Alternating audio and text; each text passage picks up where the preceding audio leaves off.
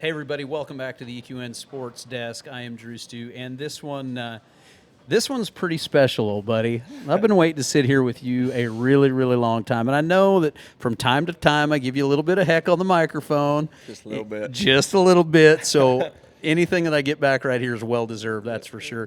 Ladies and gentlemen, this guy needs no introduction. This is Corey Cushing, and 3.7, dang near $4 million guy in the cow horse pen, and man, you've won everything there is to win in this deal. You're having a good week so far. But, brother, more than that, I want to say thank you to what you and the cow horse guys are doing for the industry. It's pretty dang cool. So from me to you, thanks, pal. You bet. You bet. It is an exciting time, and what's so exciting is how this thing has just taken off here lately. This association is so incredible, and there's so many great people here. And what we are so proud of is that what we call all of us, we compete against each other, but we're family too, And, I think that's what makes it so special. Yeah. Boy, everybody I've talked to up here today and the other interviews that have been done, that seems to be the common theme, is the family here in the cow horse. Absolutely. Absolutely. We hold such pride in that. And, there's so many variables. There's so many different, different places that whether it be in the practice pens, if it's in the arena, we're cheering for each other, we're helping each other out, we're giving new ideas, we're coming to each other for help, and that's what makes it a family, and even behind the scenes, at the stalls and whatnot, Sure. It's awesome camaraderie out there. So what drew you to the cow horse? Like, take me back to the very beginning, before you won a dollar. Like, where did it all start for you? Well, it all started in the reining. I grew up doing the NRHA stuff. First 4-H when I was really young, and then got into the reining and went and rode with Doug Milholland and Noel Skinner, and grew up doing that. Was very successful for a while, doing the rein and stuff. And then, when I went to work for John Slack and Todd Bergen at a high school, they had just started doing the cow horse. That was back when, Todd had Chick Please and John had Dealin' Dirty and Reggae Coyote and all that, and just started getting into it that way. While working for them, went and got to ride with some of the greats: Bob Avila, Benny Gatrone, Doug Williamson, and meeting all these people, and some of our founding fathers I got to spend some time with, for sure. Yeah. Oh, you name off a bunch of guys right there that were so important to not only the cow horse, but when you look back, those guys playing in the cut, in any of the guys that are riding the cow horse, the cutters, you guys, everything. It's pretty good group of guys to be around. Yes, sir. Yes, sir.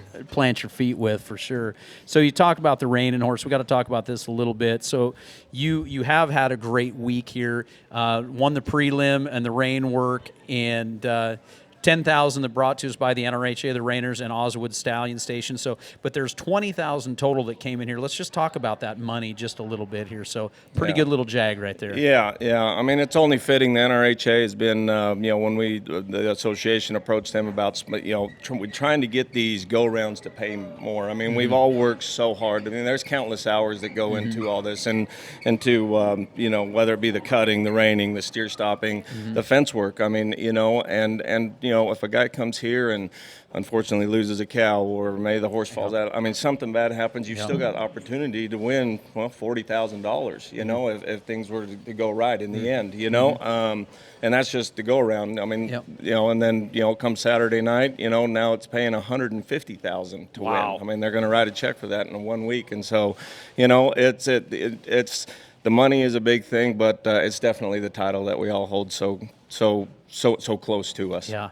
You know what? I think it's so cool to be sitting here with you and thinking about exactly what you just said. So the same time that you guys are down here doing this, we kick off the timed events up in Guthrie. Yeah. What a great time to be a cowboy. Same deal. Look at the money that you guys in different disciplines but the same world get to compete. There's going to be nearly 300,000 basically given away this coming weekend to some guys in cowboy hats. Yeah. It's just exactly what you said. It's an excellent time to be a cowboy or a horseman. That's what we all, anyone that's entered in this event or that has had the opportunity to advance and get to the finals and take the title.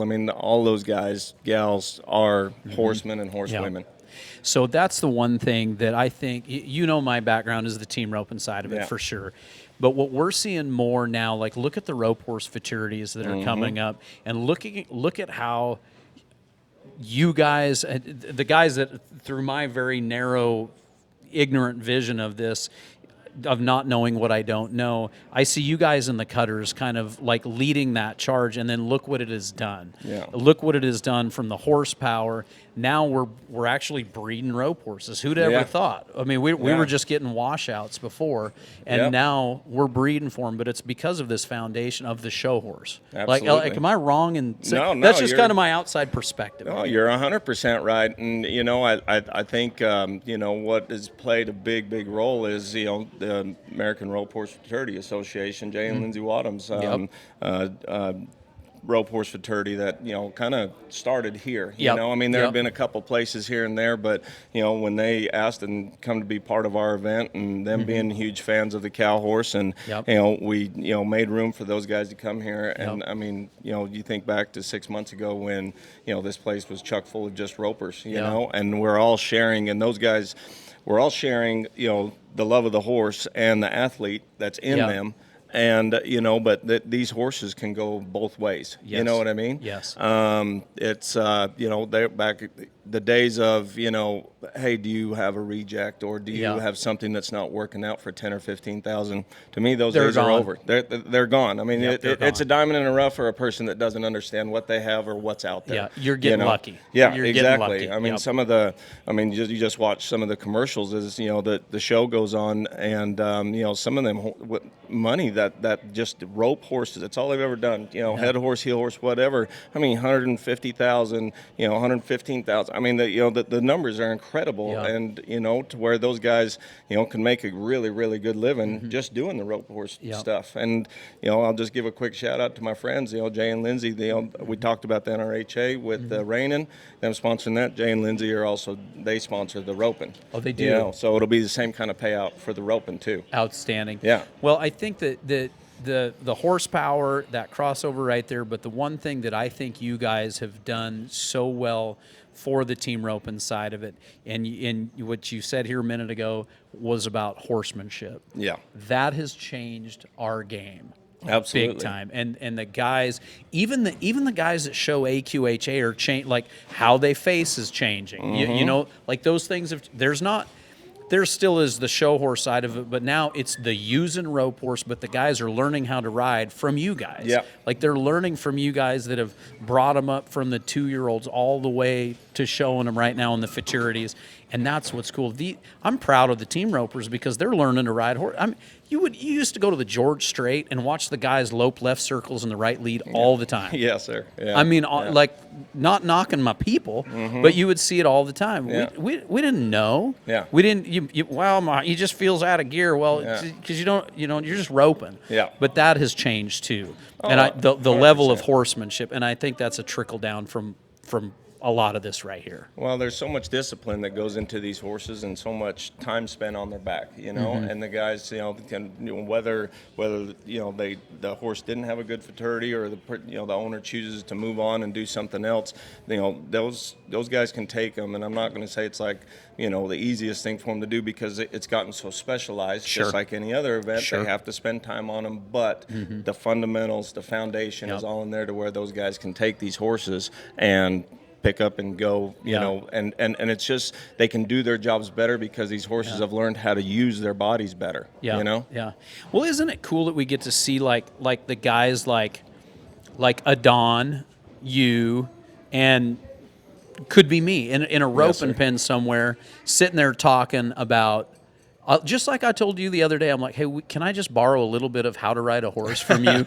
I just need it for 8 seconds. But you know, but that's cool that everybody's cross-pollinating. And in this part of the world right here, we're so lucky around Fort Worth, where we can call up in 3 phone calls. We can get somebody from you, from a Rainer, from a Cutter, from Trevor to whoever. Oh, absolutely. And I'll say, and I'll knock around a little bit and be like, hey man, how do I do this? Or can you help me with this? Well, I'll help you with this, but what about this? You know, that's pretty cool right now too. Yeah. You bring up Trevor's name. I got the opportunity to go up there to Trevor's place, and Trevor happened to be gone, but Todd and I got to spend the day with Miles. Hey, and spending a day with Miles is just as good as hanging out with Trevor. It was just as exciting to sit there and watch him rope on those horses as it was for us to, be there practicing with him, and I don't mean this to single him out because all those guys are my friends. I've been to Cole Davison's, I've been to Cade's, I've been, Dakota's, and I mean, all them guys, we're all out here to help each other, and they love it because we can go and, exchange ideas, like, I'm going there to help with my roping and, how to make my horse better. Yeah. But those guys are wanting to know, how do I get them more broke in certain areas, or how would you go about this horse, because it's not just getting them more broke, but it's also it's understanding, how these horses think, and how they're going to respond to certain situations and pressure, and because this is, a lot of pressure building up to this, and then being in the event, for these 2 weeks. I love it that you guys are doing that. I mean, that's the way it should be. It's not the cutters and the cow horse and the ropers anymore. It's a bunch of cowboys figuring things out together, and I think that is so awesome. Yeah, I really do. And that's what makes it so much better too. Yeah. I mean, from a trainer standpoint, it's so much fun to go and just get more knowledge. I mean, I try to soak it up. I mean, even if I've got a lot of friends that are in the pleasure world, and just going and watching them and seeing how they work their horses, because those are always getting better. And we could talk all day about it and whatnot, but it's just so much fun, the camaraderie and how it brings us all together to make each one of us better. Awesome. Good stuff. Well, hey, let's take a look a little bit. Let's watch this run right here. You are right. You're riding a little WR. We talked about Iceman a little bit when we were in California here a couple weeks ago. Yeah. Talk to me about this horse right here. Well, this horse, we got him at the end of his 3-year-old year from Clint Allen. Eric and Wendy Dunn, they're family. They've been customers with me for 20 plus years now, and they're incredible people. And when we were looking at this horse, Eric said, "Cush, do you think this horse has a chance to do the world's greatest someday?" And I said, right now, I think he does. Well, this horse has only evolved and he's gotten better, and we've had a lot of ups and downs and whatnot, but this has been his ultimate goal and where we wanted to take him, to get him to this point, and you got to look back at what the past, 3 or 4 years, all the training, the showing, the traveling up and down the road. But I mean, it's really fun to have this kind of horse underneath me. I call him my mini torpedo because he is so incredible in everything he can do, but you've got to know how to manage his mind too, because he's taken on a lot of pressure, and just to keep him sane through this whole thing, and if you've done your job, you're going to walk out with a very sane and good horse, but it doesn't take much to blow one up either. So does a guy? So like looking at his papers, of course, he's a WR. This cat's smart. Like, does a guy ever reach out to like Tim Smith and be like, "Hey, what was WR like?" Yeah. It goes right back to our conversation we just had. And WR has been incredible for the Rein cow horse and $1 million sire and whatnot, and but. All of his babies have just got so much to offer and so much talent. But, at the end of the day, all these horses are their own individual. They all think a little bit different. They all manage pressure different, I'll just speak for Iceman himself. I mean, he you got to be careful. He can be fractious at times. Gotcha. But, if you can push him too hard and go too fast, then, he gets real amped up, real nervous. So, but on the flip side of that, there ain't no room to stub your toe in this deal. Yeah. You know what I mean? So I have to put the pressure to him a little bit. And with his age and with the foundation and, the time spent on his back, getting him comfortable with these kind of situations. But, we don't know either. It's not like he can, tell us, but that's part of being a horseman is that you can feel it. When is he comfortable and what kind of setting? How do I hold my body? What do I do? The bridle. It's only one bridle or one bit that we can use in all 4 events. Okay, so we got to talk. I was going to lead right into talking about all 4. I did not know that. Yes, sir. So we can same switch headgear? reins. Yes. You have to use the same bit in all 4 I events. did not know that. So the cutting the reining, the steer stopping, and the fence work. Now you can put rope reins on Yep. for the steer stopping. Yep. but it's that same bit all the way through. So is that horse going to be comfortable in that bridle all the way through? Holy He might cut a little bit better and something softer so he can stay a little bit more focused on the cow.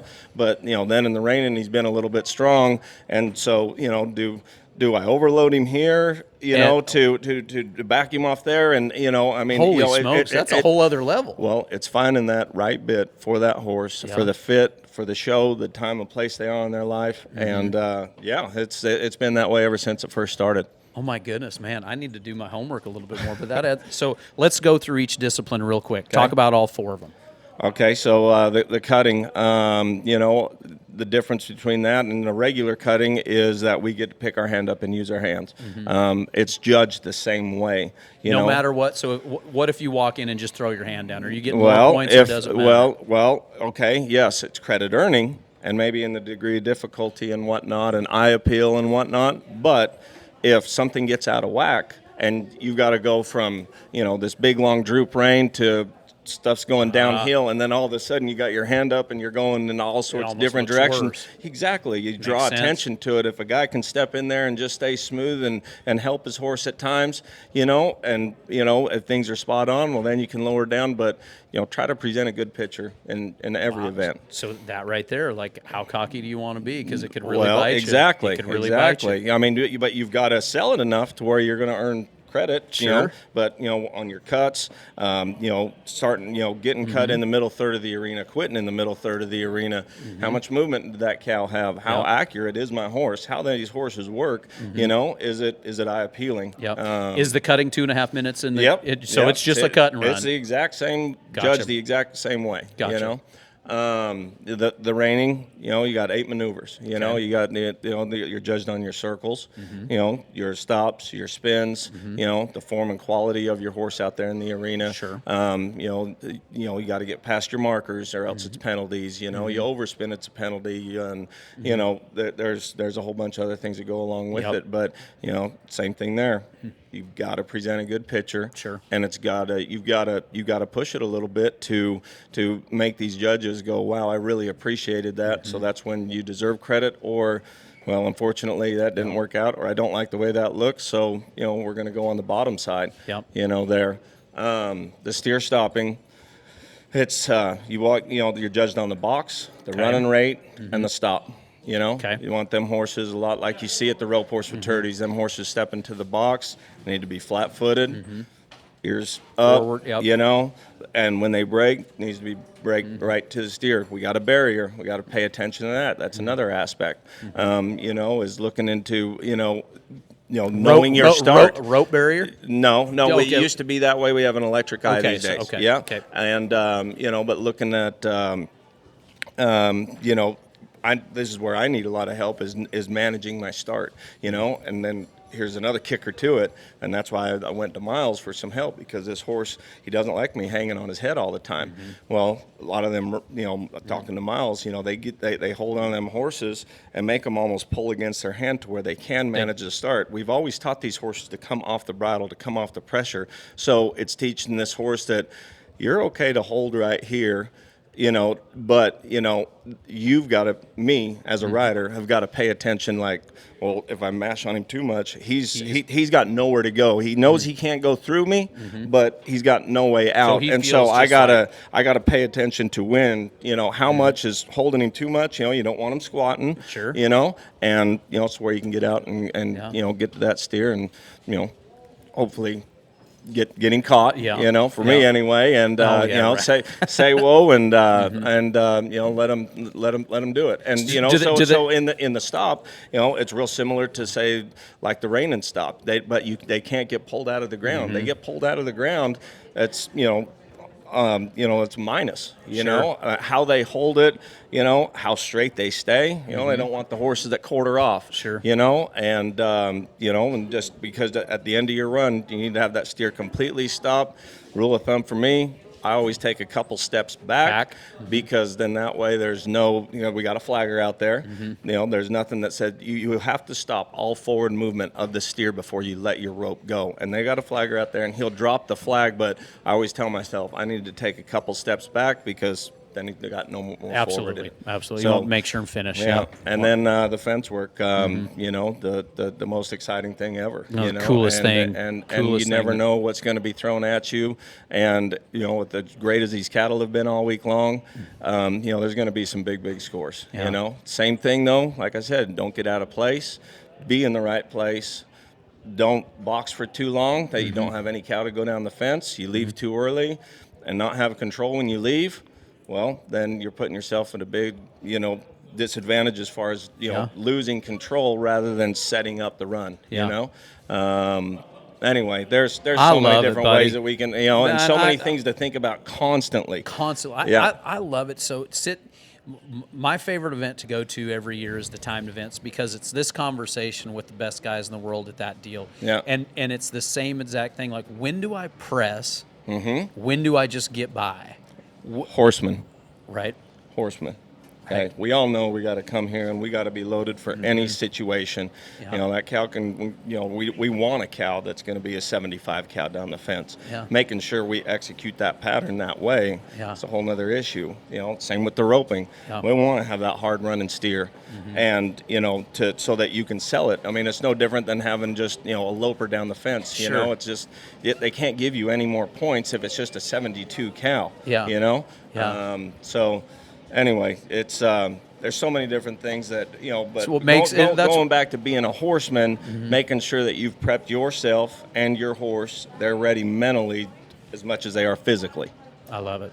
Cush, thanks, pal. You bet, buddy. Man, that was great. Enjoy the rest of the week. I'm excited. I'm bummed. The only thing I'm bummed about is I got to be up there at that dang timed events when you guys are going to be down here doing it in the finals. Well, maybe next year you'll think a little different. I know. I might have to change my schedule a little bit. Might have to. Well, pal, I tell you what, it is such an honor to be up here with you. And you've got a great. What else is going on? So we've got World's Greatest Horseman. What have you got? Derby horse.